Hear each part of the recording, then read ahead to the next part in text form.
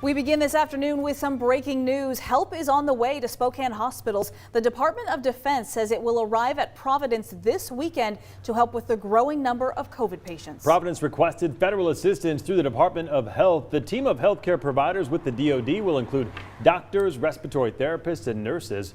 Providence says they will have more information next week once the team is actively working in the hospital. Good afternoon, everyone. Thank you for joining us here for our KREM 2 News at 4. I'm Whitney Ward. Welcome, everyone. I'm Mark Hanrahan. Well, thanks to a medical unit from the federal government, a new COVID center also opened today in North Spokane. The COVID Care Center aims to provide some relief for local hospitals. It's a 22-bed COVID unit that opened today at Avalon Care Center at North Point. It's being called a COVID decompression unit. Hospitals can discharge COVID patients who need less acute care to this new center. A federal medical team of nurses and certified nurses will help with staffing. The federal activation came after a request was submitted by Avalon and Spokane Emergency Management as well. Well, in other news, Governor Jay Inslee's vaccine mandate goes into effect on Monday, and that means that some people who have not been vaccinated yet could lose their jobs. Our own Amanda Rowley circled back with the Spokane Fire Department today about why the firefighters in that department are not getting the same vaccine mandate accommodations as other departments here in our same region. Amanda? Well, Monday could be the last day of work for dozens of firefighters in the city of Spokane. Now, spokesperson Brian Coddington explained to me on Tuesday why the city cannot make accommodations like those in Spokane Valley.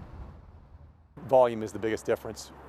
The number of firefighters that we got requesting exemptions was 6 of the departments around I know there's been comparison to other departments around the state.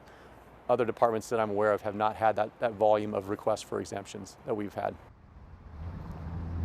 So I did some digging. The City of Tacoma Fire Department has a similar workforce to Spokane. Out of its 328 fire personnel who fall under the state's mandate, it has 58 who are approved for exemption. Spokane has 300 fire personnel with 38 who are exempt as of Tuesday. Well, actually as of today. Now, Tacoma is not losing a single firefighter, and it is able to accommodate them beyond the options that Spokane is offering.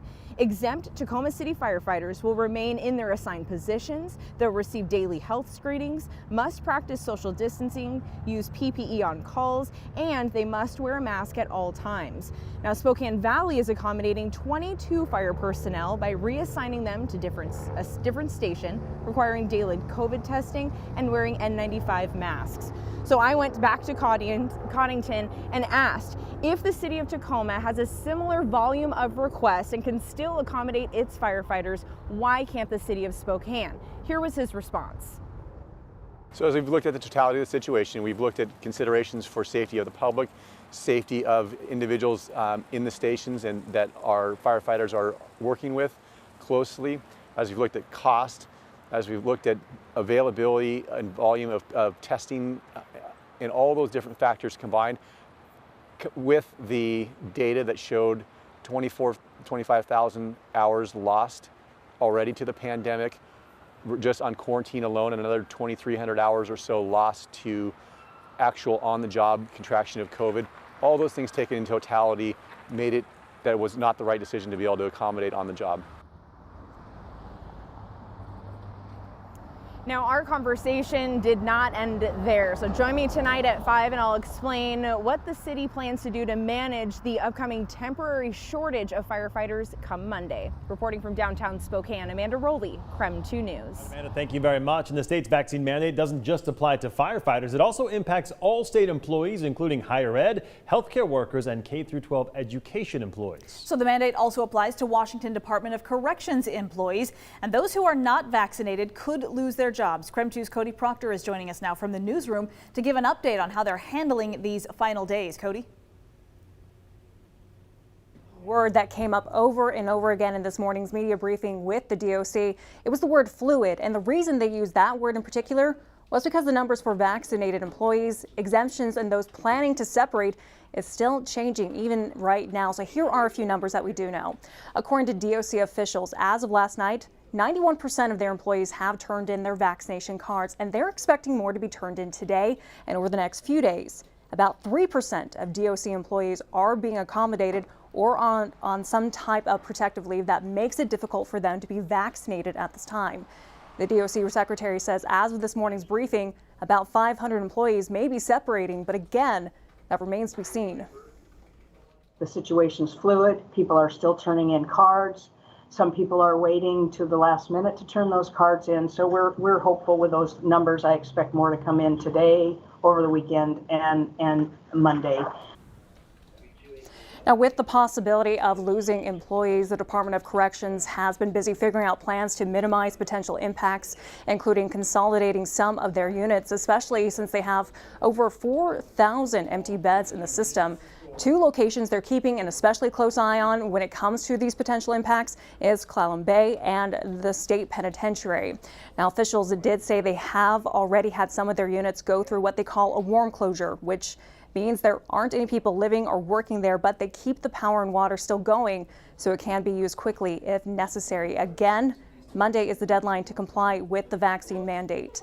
Reporting in the newsroom, Cody Proctor, KREM 2 News. Cody, thank you very much. As we mentioned, it's not just Department of Corrections employees or firefighters impacted by this mandate. A handful of employees from other sectors are also impacted. So let's go through some of those. Anyone working in hospitals, nursing homes, and assisted living, child care providers, K through 12, and higher education employees as well. And as we said, it covers firefighters as well as EMTs and paramedics, along with all state workers in different state agencies. We know this is a lot of information, and with that deadline quickly approaching, we want to make sure you have all the information that you need. So if you'd like more information on the mandate, just text us the word vaccine to 509-448-2000, and we'll send that information directly to your phone.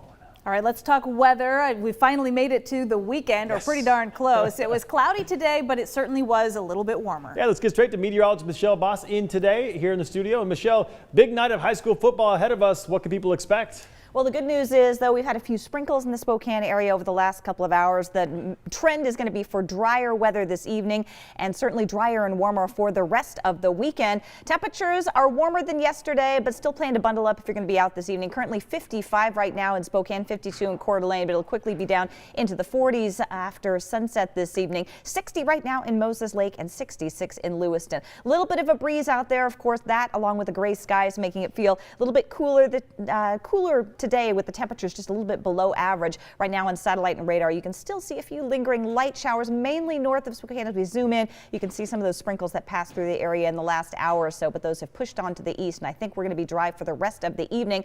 As you can see in the next 12 hours, clearing conditions for later tonight. Temperatures dropping down into the 40s later this evening. Not quite as chilly over the next couple of mornings, and look at this weekend. Sunshine and highs in the middle and upper 60s.